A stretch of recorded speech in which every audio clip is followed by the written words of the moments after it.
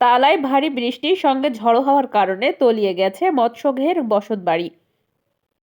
আসসালামাইকুম দর্শক, সকলকে আমন্ত্রণ জানাচ্ছি বিবিআর নিউজ সংবাদে।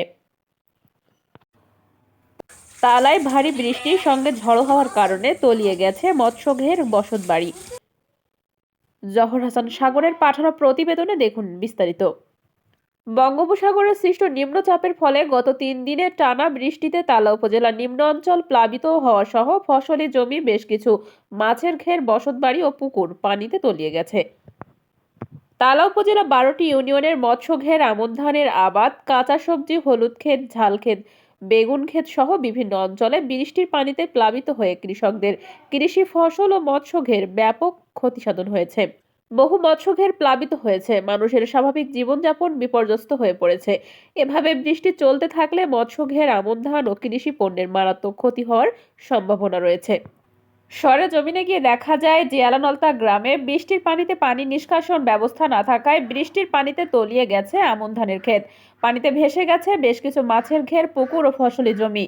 পানিতে নিমজ্জিত হয়েছে বেশ কিছু ঘরবাড়ি ও রাস্তাঘাট। তবে এ বিষয়ে এলাকাবাসী বলেছেন, পানি নিষ্কাশনের ব্যবস্থা না থাকায় আমাদের এই চরম ভোগান্তি পোহাতে হচ্ছে। কোনো কোনো এলাকায় বৃষ্টির পানিতে একাকার হয়ে গেছে লোকালয়। সরকারি খাল বাদ দিয়ে ঘের করায় আমাদের এই দুর্ভোগ পোহাতে হচ্ছে। এ নিয়ে আমরা একটি মানববন্ধন করেছি। কিছু কিছু অঞ্চলে ঘরের ভিতরে প্রবেশ করেছে নোংরা পানি, ভেঙে পড়েছে স্যানিটেশন ব্যবস্থা, বিশুদ্ধ পানি সংকট আর বিভিন্ন রোগবালায়ে বসবাসের অনুপযোগী হয়ে পড়েছে এসব এলাকা। বেড়েছে সাপ পোকামাকড়ের উৎপাত। বৃষ্টির কারণে চরম দুর্ভোগে পড়েছে নিম্ন আয়ের মানুষগুলো। বিশেষ করে দৈনন্দিন উপার্জনের উপর নির্ভরশীল দরিদ্র পরিবারগুলো নিদারুণ কষ্টে পড়েছেন।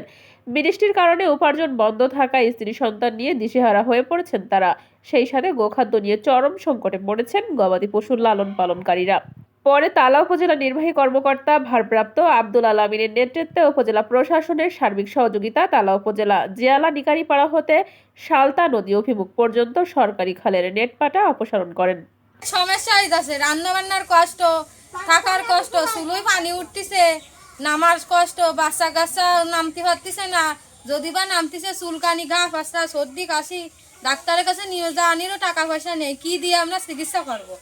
রান্না বাড়া, খাওয়া দাওয়া কি করি থাকবো? ঘর বাড়ি ভেঙে চুরি করতেছে, দুধ দুনিয়া চলতেছে, এতে কাজ কামও হচ্ছে না। কি করব আমরা? এতে যে কোনো আমাদের একটা ফয়সলা করি দেন। এতে দেখেন আমাদের কি অবস্থা, পানিতে সব ভেঙে চুরি করেছে। একটু রান্না বেড়া করে খাবো, তাও রান্না করার কোনো লাইন নেই। বৃষ্টি বাদলে ওটা তাই সব ভেঙে চুরি করতেছে। আমরা এই চিড়িমুড়ি খাচ্ছি, কি কষ্ট করে রান্না করি খাচ্ছি। 2 দিন মনে ঘুমো না, খাতু পাচ্ছিনি সাপ পকড়ের ভয়। আমাকে সব ক্ষতি হয়ে যাচ্ছে, আমাকে কি কষ্ট হচ্ছে। বাড়ি মাড়ি সব ভাঙ্গা শুরু, সরকারি জায়গায় থাকি কিছুই নেই। ঘরও তোলাই গেছে, ওই রান্নাঘরে রান্না করতে আসতেছে, ভাঙ্গি চুরি পড়িতেছে। কষার গায়ে হলো রান্নাঘর দিয়ে তোলাই গেছে, রান্না বাড়া করার কোনো ব্যবস্থা নেই। কাঠ মাঠ সবই ভিজি, ভাঙ্গি চুরি গেছে। এখন থাকারই এখন বর্তমান অবস্থা না, 2-3টি ছোট ছোট বাচ্চা ঘরের ভিতরে পানি পড়তেছে, এমনই অবস্থা। নেমে আসছে বৃষ্টি, সঙ্গে জোড়ো হাওয়া, এজন্য এক মরণ ফাঁদ। যে কোনো মুহূর্তে হতে পারে প্লাবিত। ক্ষতি হয়েছে মৎস্যঘের ও কাঁচা ঘর বাড়ি। জহর হাসান সাগর, বিবিআর নিউজ, তালা সাতক্ষীরা।